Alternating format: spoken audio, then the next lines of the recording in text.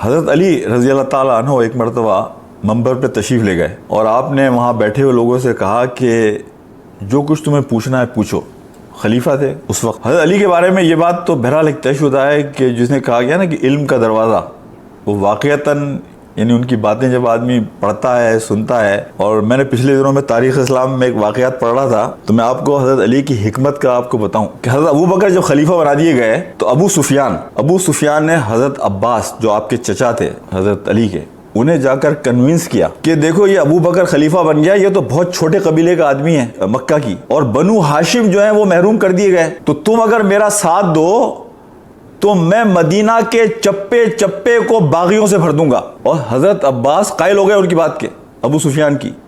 اور ابو سفیان اور حضرت عباس حضرت علی کے پاس گئے بات کرنے کے لیے. حضرت علی کا جواب سنیں. حضرت علی نے کہا کہ تو اللہ کے دین کا دشمن، تو نے اسلام لانے سے پہلے بھی اس دین کو نقصان پہنچانے کی کوشش کی، اور تو اسلام لانے کے بعد بھی اس دین کو نقصان پہنچانا چاہتا ہے.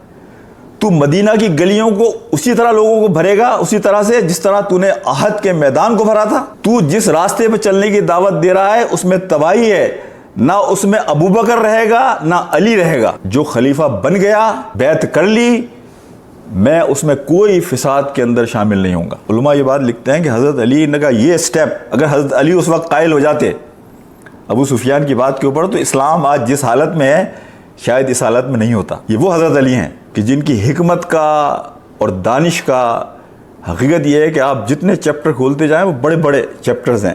تو کسی نے ان سے پوچھا کہ ہماری دعائیں قبول نہیں ہوتی حضرت علی سے، تو یہ جو آپ سے میں نے آیتیں پڑھی نا دونوں، فَاذْكُرُونِي أَذْكُرْكُمْ وَاشْكُرُوا لِي وَلَا تَكْفُرُونَ، کہ تم جو ہے میرا ذکر کرو، مجھے یاد رکھو، میں تمہیں یاد رکھوں گا، اور تم میرا شکر ادا کرو، کفر نہ کرو.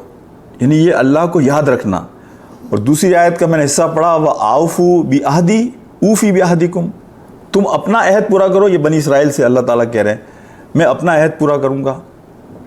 وَإِيَّايَ فَارْهَبُونَ، اور صرف مجھے سے ڈرنا، صرف مجھے سے ڈرنا. تو حضرت علی نے کہا کہ دیکھو تم نے جو اللہ سے عہد کیے ہیں، اللہ سے جو تم نے وعدے کیے ہیں، اللہ کا جو تمہیں شکر ادا کرنا چاہیے تھا، تم نے 8 کام ایسے کیے ہیں کہ جو اس بات کو ثابت کرتے ہیں کہ تم نے اللہ کی ان دونوں آیات کو، نہ تم نے اللہ کا شکر ادا کیا اور نہ تم نے اللہ کو یاد رکھا جس طرح سے اللہ کو یاد کرنا تھا، نہ تم نے اللہ سے کیے ہوئے عہد کو پورا کیا. پہلی چیز انہوں نے کہا تم نے خدا کو خدا مانا. اور جب اللہ سبحانہ و تعالیٰ یہ کہتے ہیں کہ وَإِيَّايَ فَارْهَبُونَ، کہ تم مجھے سے ڈرنا، لیکن تم اپنی زندگیوں کا جائزہ لو.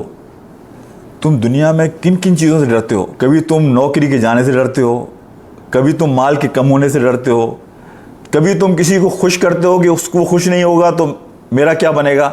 یعنی تم نے کتنے چھوٹے چھوٹے خدا بنا لیے. حالانکہ تم نے لا الہ الا اللہ جب کہا تھا تو تم نے کہا تھا میں ہر طریقے سے اللہ کو ایک خدا مانتا ہوں، یعنی ہر صفت کے ساتھ، اللہ کی ہر صفت کے ساتھ میں اللہ کو خدا مانتا ہوں. لیکن زندگی میں عملاً تمہارا رویہ یہ ہے کہ تم واقعتاً خدا کو خدا مانتے ہو. پھر تم نے رسول کو رسول مانا کہ ہم ایمان لاتے ہیں محمد رسول اللہ، کہ ہم ان کی اتباع کریں گے. جو کام انہوں نے ہمیں بتایا جس طرح سے، کیا تمہاری زندگی میں، تمہاری موتوں میں، تمہاری خوشیوں میں، تمہارے غم میں، تمہارے کاروبار میں، تمہارے لین دین میں، کیا تم اس سنت کو، نبی کے طریقے کو فالو کرتے ہو؟ نمبر تیسری چیز آپ نے کہا، نمبر تیسری چیز تم نے قرآن پر ایمان لایا کہ ہم قرآن پر ایمان لاتے ہیں. وہ کل وہ طارق عزیز کا ایک چھوٹا سا کلپ فیس بک پہ چل رہا تھا کہ کوئی آدمی نماز پڑھ کر آیا تو اس نے کہنے لگا، میں نے اس سے پوچھا کہ کیا پڑھا؟ میں نے کہا پتہ نہیں. قرآن کیا کہہ رہا تھا؟ پتہ نہیں. کچھ سمجھ میں آیا؟ پتہ نہیں. یعنی قرآن سے ہمارا تعلق یہ ہے کہ پتہ نہیں. پوری تراویح میں ہم کھڑے ہوتے ہیں، پوری زندگی ہماری گزر جاتی ہے، ہم نمازوں میں بھی جاتے ہیں، پتہ نہیں یہ قرآن کیا کہہ رہا تھا، پتہ نہیں مولوی صاحب کیا کہہ رہے تھے، پتہ نہیں. یعنی اس قرآن کے ساتھ یہ ہماری بے وفائی ہے. چوتھی چیز انہوں نے کہا کہ تم دوزخ سے پناہ مانگتے ہو، اللہ سے بار بار دعا کرتے ہو، لیکن اپنی زندگی کا عمل دیکھو، تم مسلسل 24 گھنٹے وہ عمل کر رہے ہوتے ہو جو تمہیں دوزخ میں لے جانے والے ہوں. تم جنت چاہتے ہو لیکن پورے 24 گھنٹے کیا تم وہ کام کرتے ہو جو تمہیں جنت میں لے جانے والے ہوں. چھٹی چیز کہی کہ تم اللہ کی نعمتوں کو ہر وقت استعمال کرتے ہو، کیا تم اللہ کی نعمتوں کا شکر ادا کرتے ہو. ساتویں بات آپ نے کی, تم شیطان کو اللہ کا دشمن مانتے ہو لیکن صبح شام اس کی اطاعت کرتے ہو. ممتاز مفتی ایک بڑا اسکالر تھا پاکستان میں, ممتاز مفتی, اس کا ایک واقعہ لکھا. وہ کہنے لگا میں جب گیا نا کنکری مارنے شیطان کو, تو جب میں کنکری مار رہا تھا شیطان کو, تو مطلب میں نے یہ اپنے, اس نے ایک پورا ایک فکشن بنایا کہ شیطان میرے سامنے آیا. کہنے لگا میرے بھائی اپن تو پہلے بھی دوست تھے اور اس پتھر مارنے کے بعد بھی ہم دوست رہیں گے, تو یار یہ کیوں بے وفائی کرتے ہو بھائی, مجھے پتھر کیوں مارتے ہو؟ اپنا تو پہلے بھی یارانہ تھا اور اب پتھر مارنے کے بعد بھی یارانہ ہی رہے گا, تو یہ بے وفائی کیسی کہ مجھے پتھر مارتے ہو؟ یعنی شیطان سے ہم یہ بات, اس بات کا اعلان کرتے ہیں اور جانتے ہیں کہ وہ اللہ کا دشمن ہے, لیکن ہمارا عمل جو ہے. پھر اگلی بات انہوں نے یہ کہی, لوگوں کے عیب نکالتے ہو. نبی پاک صلی اللہ علیہ وسلم کی ایک حدیث میں نے آپ کو پہلے بھی سنائی ہوگی, سنا کے بات کو میں اپنی ختم کرتا ہوں. آپ صلی اللہ علیہ وسلم نے کہا کہ تمہارے لیے اپنی زبان کو بند رکھنے کے لیے یہی کافی ہے کہ تم اپنے عیبوں کو دیکھو.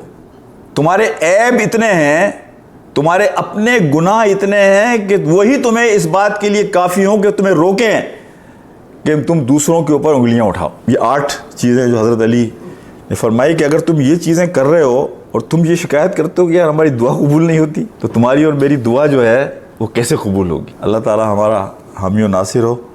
السلام علیکم ورحمۃ اللہ وبرکاتہ.